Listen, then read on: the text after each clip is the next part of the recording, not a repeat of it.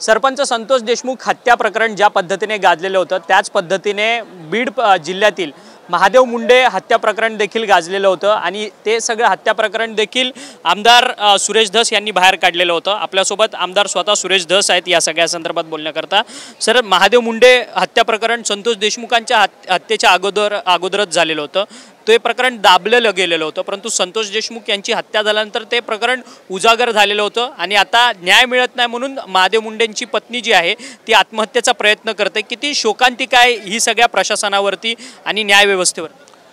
दुर्दैव आहे, तपास करणाऱ्या अधिकाऱ्यांची ही चूक आहे आणि आमचे बीडचे जे एसपी आहेत ते एसपी चांगले आहेत, परंतु एसपी अशा पद्धतीने काम करतायत की त्यांचे खालचे सबऑर्डिनेट जे त्यांना माहिती देतील तेच खरी आणि हे सबऑर्डिनेट जे आहेत ते बहुतेक त्या आकानीच नियुक्त केलेले आहेत आणि ते नेमक्या आकाच्याच विरोधात असलेल्या केसमध्ये कसा प्रभावीपणे तपास करणार हा संशोधनाचा भाग आहे। परंतु पालकमंत्री महोदय ज्या पद्धतीने बीडचं त्यांनी पालकत्व घेतलं त्याच्यानंतर त्यांनी सगळी यंत्रणा व्यवस्थित करतो असं सांगितलं, मग ती यंत्रणा व्यवस्थित झाली नाही? अजून पाहिजे तशी व्यवस्थित झालेली नाही। प्रॉब्लेम तोच आहे ना, सबऑर्डिनेटचं ऐकणे याच्यामुळं एसपी सुद्धा त्या ठिकाणी अडचणीत सापडतात। परंतु सातत्यानं अशा अनेक घटना ज्या आहेत त्या बीडमध्ये झाल्या। महादेव मुंडे आणि संतोष देशमुख ह्या काही आत्ताच्या म्हणजे ह्या घटना आहेत, परंतु ह्याच्या अगोदरसुद्धा अनेक घटना झालेल्या आहेत।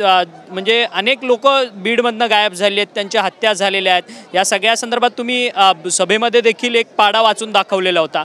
मग आता या सगळ्या लोकांच्या न्यायाच्या संदर्भातली लढाई तुम्ही आता यापुढे लढणार का? कारण की संतोष देशमुख झालं, आता महादेव मुंडे येत आहे, मग तिसरं पुढे कुठलं तरी प्रकरण येईल?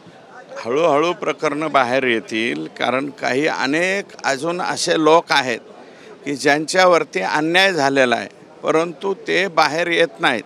आत्ता यायला लागला आहे ते ज्ञानेश्वरीताई मुंडे आणि त्यांचे भाऊ आहेत सतीश फड, या दोघांनी जे आहे याच्यामध्ये ॲग्रेसिव्हली सतत मागणी केलेली आहे आणि आत्ता बाळा बांगर म्हणून जे त्या आकाचे जुने सहकारी आहेत त्यांनी जाऊन 15 पानाचा जबाब एसपींना दिलेला आहे। त्या 15 पानी जबाबावरती एसपींनी काम करायला पाहिजे होतं। परंतु तुम्ही सातत्यानं आकाचा उल्लेख करताय, हे नक्की नेमके आका कोण आहेत? कारण की वाल्मिक कराड जे आहेत ते संतोष देशमुखच्या हत्ये प्रकरणामध्ये अटकेत आहेत, मग आता आका नक्की नेमका कोण आहे?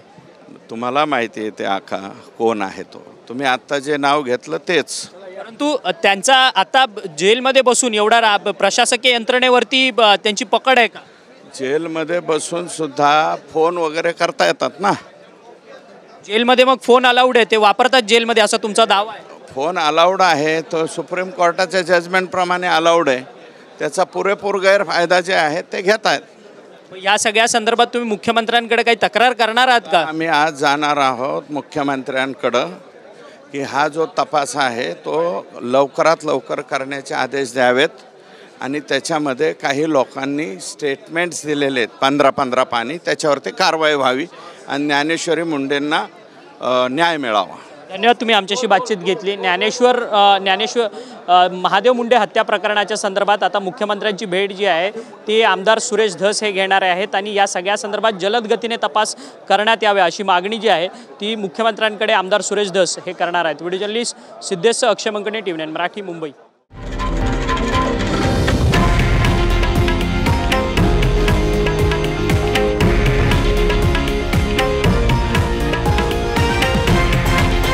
हे आहे देशातील नंबर 1 न्यूज नेटवर्क आणि आपण पाहत आहात TV9 मराठी, एकमेव।